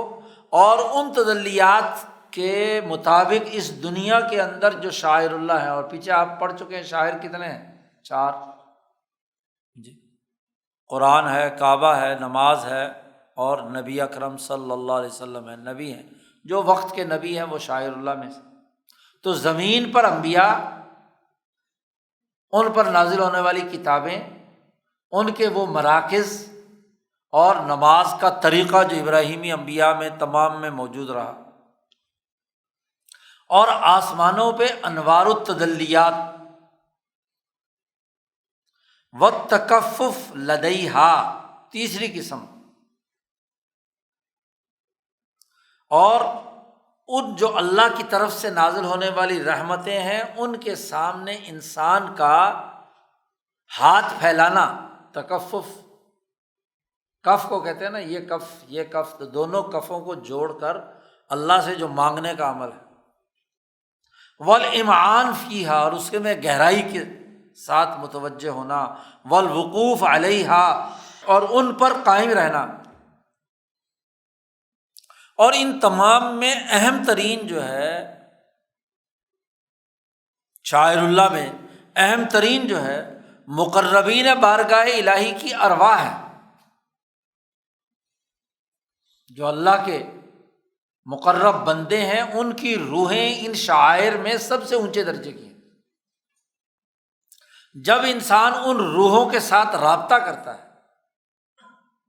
تو گویا کہ اللہ کی رحمت جو دنیا میں نازل ہو رہی ہے، جو انوارات نازل ہو رہے ہیں، ان کے ساتھ تعلق قائم کرتا ہے۔ وہ مقربین الذین هم افاضل الملأ الاعلیٰ، جو مالا اعلیٰ کے افضلین ترین لوگوں میں سے ہیں، اور وہ واسطے ہیں زمین والوں پر اللہ کی سخاوت کرنے کے۔ اللہ کسی کے واسطے سے نازل کرتا ہے نا، انسانیت پر، اس دور میں انسانیت پر جو کچھ نازل ہو رہا ہے اس کا اعلیٰ ترین واسطہ نبی اکرم صلی اللہ علیہ وسلم، نبی ہیں وہ ہمارے، جیسا کہ پہلے گزر چکا ہے، شاہ صاحب پیچھے بھی اس پر بڑی تفصیلات میں گفتگو کر چکے ہیں۔ تو شاہ صاحب کہتے ہیں کہ انسان کا ارواح مقربین کی طرف متوجہ ہونا یہ اللہ کی رحمتوں کے نزول کا سبب ہوتا ہے۔ اب جو آدمی حضرت نبی اکرم صلی اللہ علیہ وسلم کا عظمت کے ساتھ تذکرہ کرتا ہے اور اللہ تبارک و تعالیٰ سے نبی اکرم صلی اللہ علیہ وسلم کے حق میں خیر مانگتا ہے، جب وہ پڑھتا ہے اللہم صلی علی محمد وعلی آل محمد، تو اللہ سے خیر مانگ رہا ہے نا، کہ اللہ نبی اکرم، ہمارے نبی اکرم صلی اللہ علیہ وسلم پر رحمت نازل فرما۔ تو یہ ذکر کرنا آلۃ صالحۃ للتوجہ الیہ، ان کی طرف، ان کی روحوں کی طرف متوجہ ہونے کا ایک بہترین آلہ ہے، واسطہ ہے۔ سب سے پہلی تو بات یہ ہے کہ جب انسان درود شریف پڑھتا ہے تو یہ نبی اکرم صلی اللہ علیہ وسلم کی روح کے ساتھ انسان کا قرب حاصل کرنے کا کیا ہے، ذریعہ اور سبب بنتا ہے۔ مع ما فیہ من سد مدخل التحریف، اور اس کے نتیجے میں جو عشق پیدا ہوتا ہے نبی اکرم صلی اللہ علیہ وسلم کی ذات گرامی سے، تو یہ تحریف کے دروازے کو بھی بند کرنے کا سبب بنتا ہے، کیونکہ جب ایک عاشق عشق کرتا ہے اپنے محبوب کے ساتھ تو ان کا جاری کیا ہوا طریقہ کار،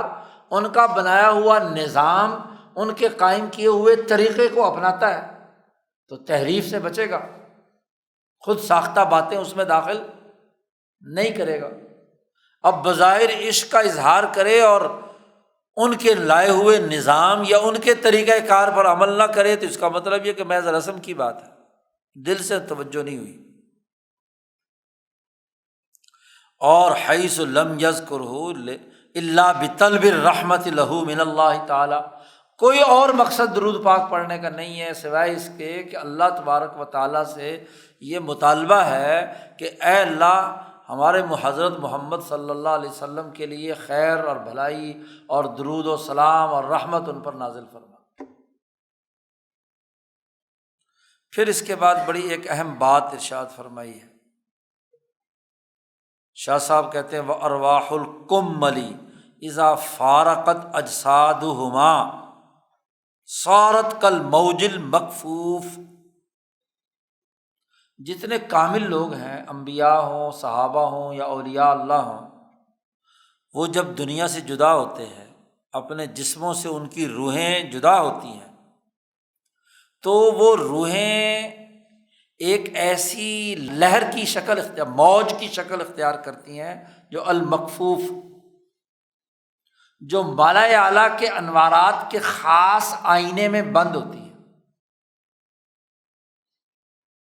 کیوں؟ دنیا کا جسم انسان کو جسمانی تقاضوں کی طرف متوجہ کرنے کی وجہ سے روحیں کامل طور پر اللہ کی طرف متوجہ اس درجے میں نہیں ہوتی، لیکن جیسے ہی جسم کا چھلکا اترتا ہے اور روح آزاد ہوتی ہے تو وہ کاملین کی ارواح جو ہیں ذات باری تعالیٰ کی طرف اتنی متوجہ اور منہمک ہوتی ہیں کہ گویا کہ المکفوف لا یہزها ارادۃ متجددۃ، کوئی نیا ارادہ ان میں حرکت نہیں کرتا، وداعیۃ سانحۃ، کوئی سانحہ یعنی جو وقتی عارضی جو داعیہ ہے وہ بھی ان میں کوئی تحرک پیدا نہیں کرتا۔ ہاں ایک شکل ہے، لیکن النفوس التی ہی دونہا تلتصق بہا بالہمت فتجرب منہا نورا، جو ان کاملین سے درجے میں کم ہوتے ہیں یا ان کے متعلقین ہوتے ہیں، جب وہ اپنے آپ کو یکسو کر کے دنیا میں اپنی روح کو ان کی روح کے ساتھ جب جوڑتے ہیں تو پھر ان کے وجود گرامی سے انوارات کا فیض حاصل کرتے ہیں جی، اور وہ تبھی ہوگا کہ ان کی روح سے جڑیں۔ تو درود پاک پڑھنے سے گویا کہ ایک انسان اپنی روح کو جوڑتا ہے نبی اکرم صلی اللہ علیہ وسلم کی روح مبارکہ سے، اور روح مبارکہ سے اس جوڑنے کی کوشش میں، جڑتی تو کسی کسی کی ہے، ہر ایک کی جڑتی اللہ چاہے تو جڑ سکتی ہے، لیکن اس کے انوارات ضرور نبی اکرم صلی اللہ علیہ وسلم کی روح مبارکہ کے انوارات اس پر نازل ہوتے ہیں۔ وَحَیَّةً مُنَاسِبَةً بِالْأَرْوَاحِ، ان ارواح کے مناسب جو حیت اور شکل ہے وہ اس کے اندر آ جاتی ہے۔ یہی مطلب ہے نبی اکرم صلی اللہ علیہ وسلم کے اس قول کا کہ آپ صلی اللہ علیہ وسلم نے ارشاد فرمایا کہ ما من احد یسلم علیہ، کوئی آدمی ایسا نہیں کہ جو مجھ پر سلام کرے، صلاۃ و سلام پڑھے، مگر یہ کہ رد اللہ علیہ روحی، مگر یہ کہ اللہ میری روح واپس لوٹاتا ہے اور میں اس کے سلام کا جواب دیتا ہوں، حتیٰ ارد علیہ السلام۔ روح کے لوٹانے کا یہ مطلب نہیں کہ جسم میں دوبارہ آ جاتی ہے، نہیں، جب یہ آدمی دل کے خلوص کے ساتھ نبی اکرم صلی اللہ علیہ وسلم پر درود و سلام بھیجتا ہے تو آپ صلی اللہ علیہ وسلم کی روح کے ساتھ ایک تعلق قائم ہوتا ہے، تو آپ صلی اللہ علیہ وسلم کی روح مبارکہ سے پھر کیا ہے، اس کا جواب آتا ہے۔ اس لیے جو آدمی بھی صلاۃ و سلام نبی اکرم صلی اللہ علیہ وسلم پر پڑھتا ہے، آپ کی طرف سے اس کا جواب ضرور آتا ہے۔ اب یہاں کچھ روشن خیال لبرل سائنٹسٹ کہتے ہیں کہ جی لاکھوں لوگ پڑھتے ہیں تو لاکھوں لوگوں کا بیک وقت حضور کیسے جواب دیتے ہیں؟ جی یہاں تو حضور نے فرمایا کہ اس حدیث میں ہے کہ ما من احدن، کوئی بھی آدمی ایسا نہیں ہے کہ جو مجھ پر سلام کہے اور میں اس کا جواب نہ دوں، ایسا نہیں ہو سکتا، ہر ایک کا جواب دیتا ہوں۔ اب تو لاکھوں کیا کروڑوں پڑھتے ہیں پوری دنیا میں، تو ادھر کروڑوں آدمیوں کا جواب کیسے دیتے ہیں؟ بھائی تمہارا کمپیوٹر تو ہاں جی ایک کلک ایک بٹن سے اربوں آدمیوں کو جواب دے دے، تو نبی اکرم صلی اللہ علیہ وسلم اپنی قبر مبارک میں کیا سب کے جواب نہیں دے سکتے؟ تو اللہ میاں نے خود سمجھا دیا۔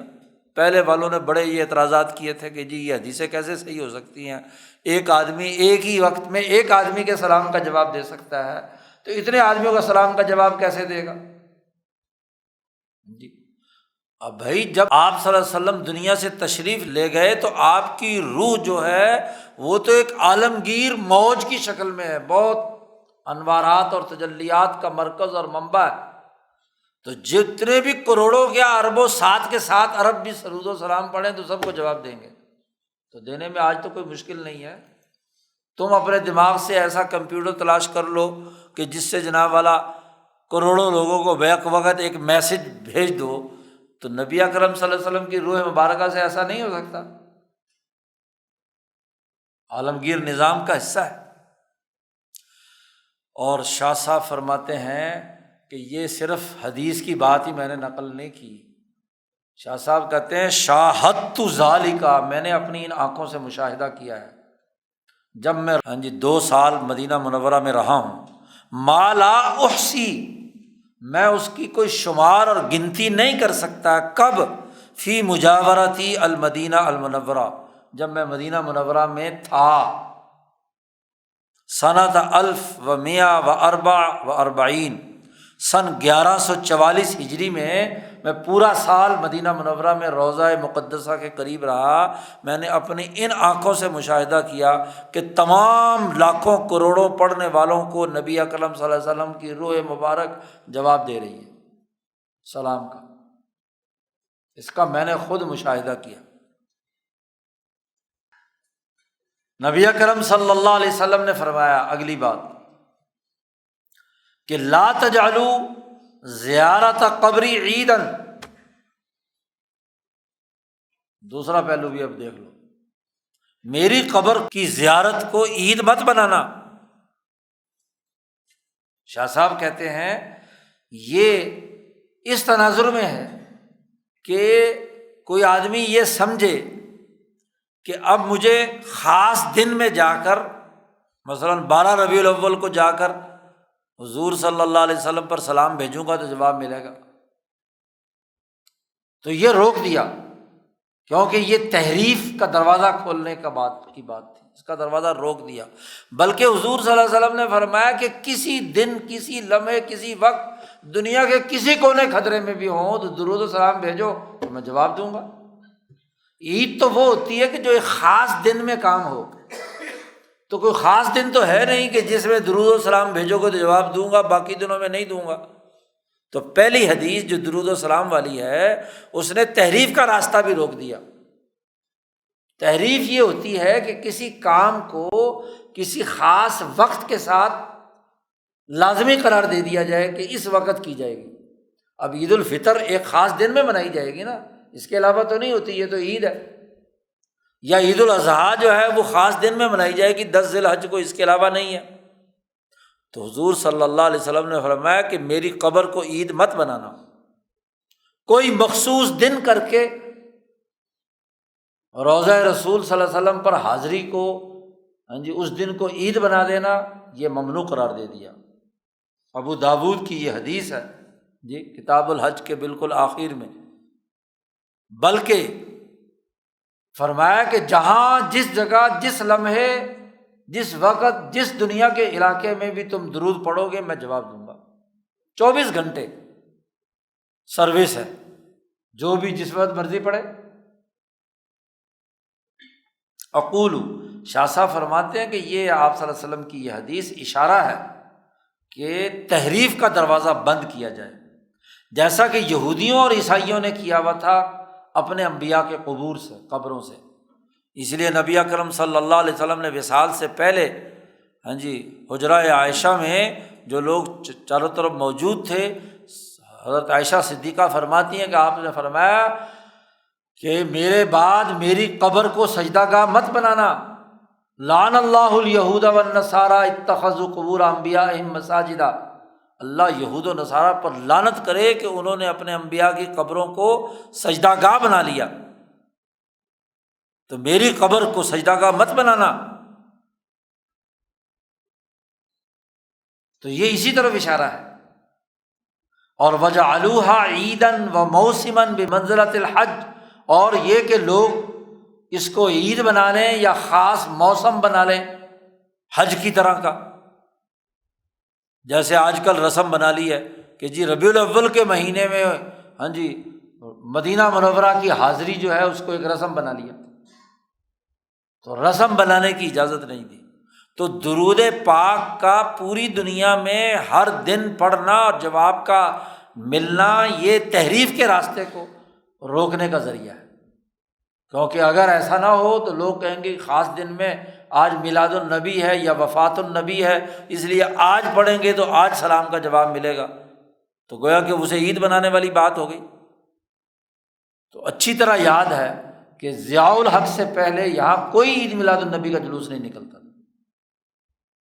ایوب خان کے زمانے میں ایک دو جگہوں شہروں میں شروع ہوا تھا جب اس نے مارشاء اللہ نافذ کیا۔